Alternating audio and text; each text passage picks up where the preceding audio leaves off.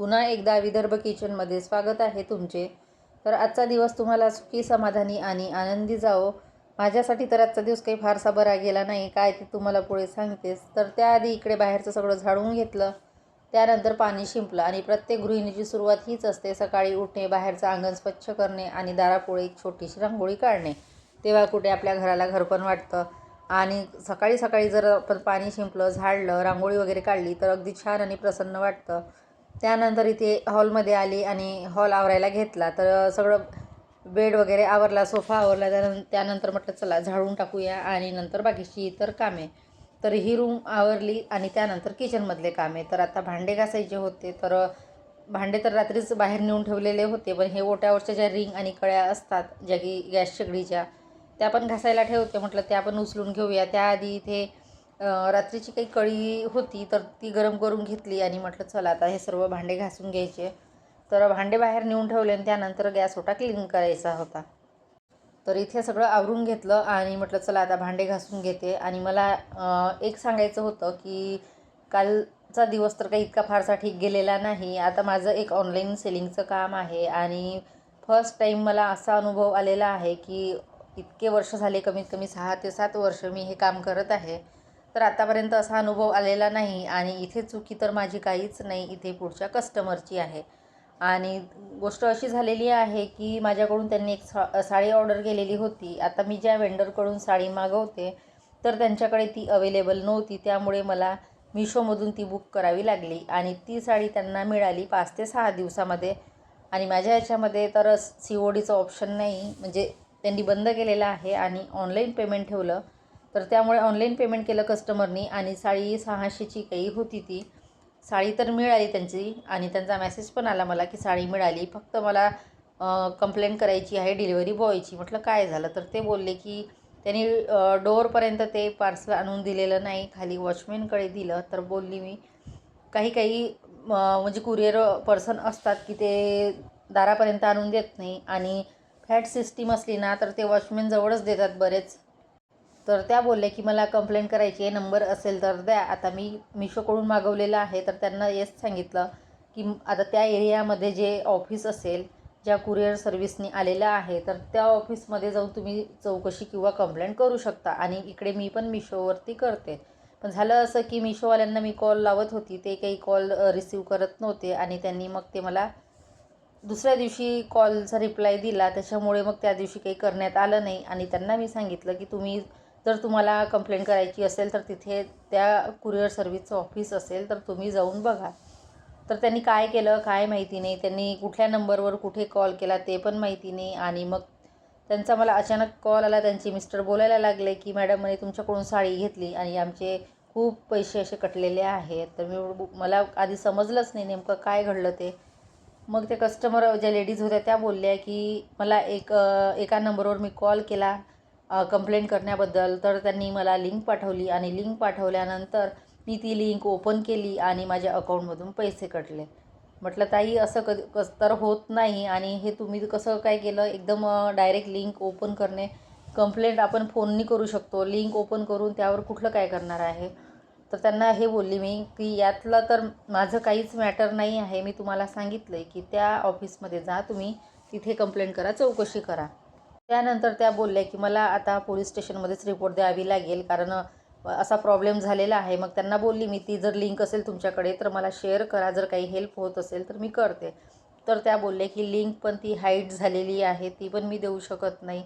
म्हटलं बापरे, हे खूप म्हणजे रिस्कीच झालं. आणि असं नाही की त्या खूप एज्युकेटेड आहे बरं, आणि कशी चूक झाली त्यांच्या हातातून माहिती नाही. त्यांना मी हे बोलली की तुम्ही असं लिंक ओपन करायला पाहिजे नव्हती, आणि जर ते पार्सल मिळालं नसतं किंवा डॅमेज असतं किंवा काही प्रॉब्लेम झाला असता तर ते रिस्क माझी होती, ते मी कंप्लेंट करू शकत होती. आणि जो कुरिअर पर्सन होता त्याची पण कंप्लेंट मी मिशोकडे करू शकत होती. फक्त मी एवढं करणार होती, पण प्रॉब्लेम असा झाला की मिशोवाल्यांनी आदल्या दिवशी कॉल रिसीव केले नाही आणि दुसऱ्या दिवशी ते कॉल केले, त्याच्यामुळे मला तो वेळ लागला. फक्त त्या ज्या लेडीज कस्टमर आहे त्यांना एकच राग होता की तो खूप रूडली बोलला आणि त्याची कंप्लेंट करायची म्हणजे करायची, हेच त्यांचं होतं. तर त्यांनी न ऐकता एकदम घाईघाईमध्ये कुठला नंबर केला, काय केलं कुणास ठाऊक, आणि त्या कस्टमरची कंप्लेंट करण्याच्या नादामध्ये त्यांनी स्वतःचं खूप नुकसान करून घेतलं. शेवटी बोलले की तुम्ही काही हेल्प करा, तुम्ही कंपनीला कॉल लावा. मी म्हटलं ठीक आहे, मी लावते. नंतर दुसऱ्या दिवशी कस्टमर केअरला कॉल केला तर ते बोलले की मिशोमध्ये कुठलाही बॅलन्स आलेलं नाही आणि हे मिशोचं जे झालेलंच नाही असं कुठला प्रॉब्लेम आत्तापर्यंत. तर मी त्यांना सांगितलं की त्यांचा असा प्रॉब्लेम झालेला आहे की त्यांचे पैसे वगैरे मायनस झालेले आहे पूर्ण लिंक ओपन केली तर ते मिशोवाले बोलले की लिंक असेल तर आम्हाला पाठवा, आम्ही काही हेल्प करू शकतो. पण कस्टमरची ती लिंक हाईड झाल्यामुळे ते पण पाठवता आली नाही मला. फक्त त्यांनी ज्या कुरिअर पर्सन आहे त्याची कंप्लेंट टाकलेली आहे की जो रूडली वागला त्याबद्दल त्यांनी कंप्लेंट घेतली, बाकी काही नाही. आणि माझ्या म्हणजे पहिल्यांदा असं झालं की माझ्याकडून कोणी साडी घेतली आणि साडीच्या बाबतीत कंप्लेंट करण्याच्या नादामध्ये त्यांचं असं लॉस झालं तर खूपच वाईट वाटतं. आणि मी त्यांना 2दा कॉल लावले पण कॉलसुद्धा रिसीव्ह केला नाही. त्यांना मेसेज टाकला पण काहीच रिप्लाय नाही त्यांचा. आणि खरंच इतकं म्हणजे आपण मेहनतीने पैसा कमावतो, अशा फ्रॉड लिंक किंवा कुठलेही कॉल आले, कितीही शिकलेला माणूस असला ना तर असा फसतोच. तसंच त्या लेडीजचं झालं काहीतरी आणि इतकं लॉस झालं त्यांचं. कारण काल त्यांच्या बोलण्यावरूनच मला खूप जाणवलं, खूप घाबरल्या होत्या त्या. आणि मला पण आता बऱ्याच 4-5 त्या साडींच्या ऑर्डर आल्या पण मी सुद्धा बुक केलेल्या नाही, कारण मी मिशोमधूनच केलेलं होतं. मग मला माझ्या मनात कालपासून तोच विचार आहे की एका साडीचं निमित्त झालं आणि त्या कुरिअर पर्सनला म्हणजे कंप्लेंट करण्याच्या नादामध्ये इतका मोठा प्रॉब्लेम झाला. तर माझंही मन लागलेलं नाही, मी आज कुठल्याही बुकिंग घेतलेल्या नाही. आणि म्हटलं असं ऑनलाईन जर काम करायचं तर किती रिस्की आणि किती धोक्याचं आहे. मी बरं झालं की मी कुठलाही त्यांना असा नंबर किंवा कुठलेही काही पाठवलं नाही, कारण माझ्याकडेच ते तिथलं कुरिअर ऑफिस मला माहिती नाही. जास्तीत जास्त मी मिशोवाल्याला कंप्लेंट करू शकत होती, बाकी तर दुसरं काहीच नाही. आणि इतका त्यांचा प्रॉब्लेम झाला, त्यांचे मिस्टर पण खूप रागावले. आणि इतका मेहनतीचा पैसा जर असा आपला एका याच्यामध्ये जर गेला तर किती प्रॉब्लेम होतो. आणि त्यामुळे तोच विचार करून करून मी 2 दिवस झाले माझं बिलकुल कामामध्ये लक्ष नव्हतं, म्हणजे कालपासून. आणि व्हिडिओ पण टाकायची इच्छा नव्हती, तरी म्हटलं चला एकदा शेअर करूया की असा जर फ्रॉड होत असेल तर काय करायचं. आणि आता आपल्या मोबाईलवर इतक्या लिंक येतात किंवा कुठले मेसेज येतात तर खूप असं जपून वापरावं लागतं. आणि त्यातल्या त्यात जर शिकलेल्यांच्या हातातून चुका होतात तर मग कमी शिकलेले असेल तर त्यांच्या हातातून न होण्याचं काही हेच कारणच नाही. आणि मी त्यांना हे पण मेसेज टाकले की तुम्हाला काही हेल्प लागली तर प्लीज मला कॉल करा किंवा जे काही माझ्याकडून होईल ते मी तुमची मदत करेल. पण इतकं म्हणजे मला वाईट वाटत आहे की 6 वर्षामध्ये असं कधीही झालेलं नाही. भलेही पार्सल मागे पुढे गेले किंवा डॅमेज मिळाले किंवा गार्बेजमध्ये मिळाले तर ते पण प्रॉब्लेम सॉल्व्ह झाले मिशोकडून. पण आता हा मिशोचा प्रॉब्लेम नव्हता, त्यांनी स्पष्ट सांगितलं. आणि त्यांनी नेमका म्हणजे ज्या कुरिअर सर्व्हिसला आहे तिथे नंबर लावला की कुठला नंबर घेतला त्यांनी कुठून हे पण माहिती नाही. पूर्ण म्हणजे माहितीच पडली नाही. त्याच्यामुळे असं वाटते की आपण त्यांची मदत तरी कशी करायची. त्यांना मी बोलली की नंबर किंवा जो कोई लिंक असेल ते पाठवा, तर ते लिंकसुद्धा हाईड झाली. म्हणजे इतकं नुकसान झालं त्यांचं. त्या एका साडीचं निमित्त झालं आणि ती साडी माझ्याकडून घेतली तर मला इतकं वाईट वाटत आहे की किती चूक झाली आणि किती हे म्हणजे नुकसान झालं फक्त एका साडीमुळे. आणि एका कुरिअर पर्सनला कंप्लेंट करण्याच्या नादामध्ये मी त्यांना हेही बोलली, जर तुम्ही नसतं इतकं हे केलं नसतं इतकं म्हणजे त्याला कंप्लेंट करण्याच्या केला असता तुम्ही, लगेच पार्सल घेतलं, शेवटी पार्सल तर मिळालंच होतं त्यांच्या जो वॉचमॅन असतो त्यांच्याकडे. आणि कधी कधी काय होतं की कुरिअर पर्सन असतात ना ते पण चिडचिड होऊन जातात. कधी कधी आपण त्यांना पण समजून घेतल्या पाहिजे, कारण की बऱ्याच ठिकाणी पार्सल द्यावं लागतं. त्यातल्या त्यात त्यांना आता उन्हाळ्याचे दिवस आहे, बऱ्याच ठिकाणी फिरावं लागतं. आणि तो कुरिअर पर्सन वरती पण घेऊन जात होता, पण प्रॉब्लेम असा झाला तिथे की त्यांची लिफ्ट ती बंद होती, त्याच्यामुळे त्यांनी वॉचमॅनकडे दिलं. आणि दोघांचं आर्ग्युमेंट झालं, जे की लेडीज कस्टमर आहे माझी आणि ते कुरिअर पर्सन. त्यांचं आर्ग्युमेंट झाल्यामुळे त्यांना माझे जे कस्टमर आहे त्यांना खूप राग आला की त्यांना याला धडा तरी शिकवायचा, असं काही ते झालं आणि खूप त्यांचं नुकसान झालं. पण आता बरेच कुरिअर पर्सन असं आहे की आपल्या डोअरपर्यंत आणून देत नाही, कधी कुठे बोलावतात तर कधी कुठे. आता असं प्रत्येक ठिकाणी राहत नाही, पण काही ठिकाणी असतं, खास करून जिथे सोसायटी असतात तिथे.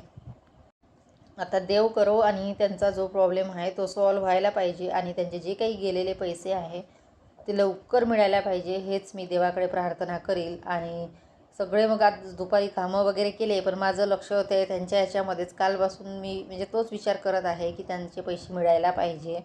इतके मेहनतीचे पैसे आहे, कोणाचंही मन दुखतं. तर त्यासाठी इतके सगळं म्हणजे फोन केला मी त्यांना, सगळं केलं, पण त्यांनी काही रिप्लाय दिला नाही. आता मी त्यांच्याच रिप्लायची वाट बघत आहे. तर असं मला हेच सांगायचं होतं.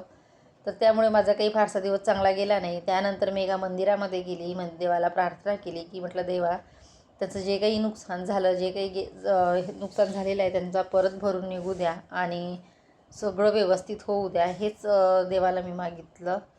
कारण असं आपल्यामुळे कोणाला त्रास नको, आणि त्रास तर फक्त ते साडीचं निमित्त झालं, बाकी काहीच नाही.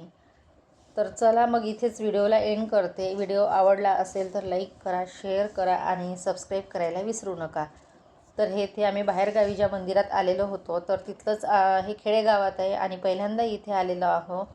मंदिर असं वाटलं नाही, ते की घरा टाईपच होतं आणि कोणी त्या मंदिरामध्ये नव्हतंच. तर पूजा वगैरे केली आणि मग रिटर्न निघालो. तर आउटसाईड गाव असल्यामुळे पूर्ण इकडे रस्ता सुनसान होता आणि पण वातावरण छान होतं. आजूबाजूला झाडं वगैरे होती आणि असं कुठलं याच्यामध्ये जर माझं मन लागलं नाही तर सरळ मी जिथे एखादं मंदिर असते तिथे जाते आणि तिथे थोडा वेळ बसलं की मग बरं वाटतं. आणि जे काही आपल्या मनामध्ये असलं चलबिचल तर थोडं शांत होऊन जातं. म्हणून म्हटलं चला मंदिरामध्ये जायचं, थोडा वेळ बसायचं आणि जो काही प्रॉब्लेम आहे तो देवापुढे मांडायचा. तर आपल्याला दुःखातही देव आठवतो आणि सुखातही देव आठवतो. तर चला मग इथेच एंड करते. Bye bye.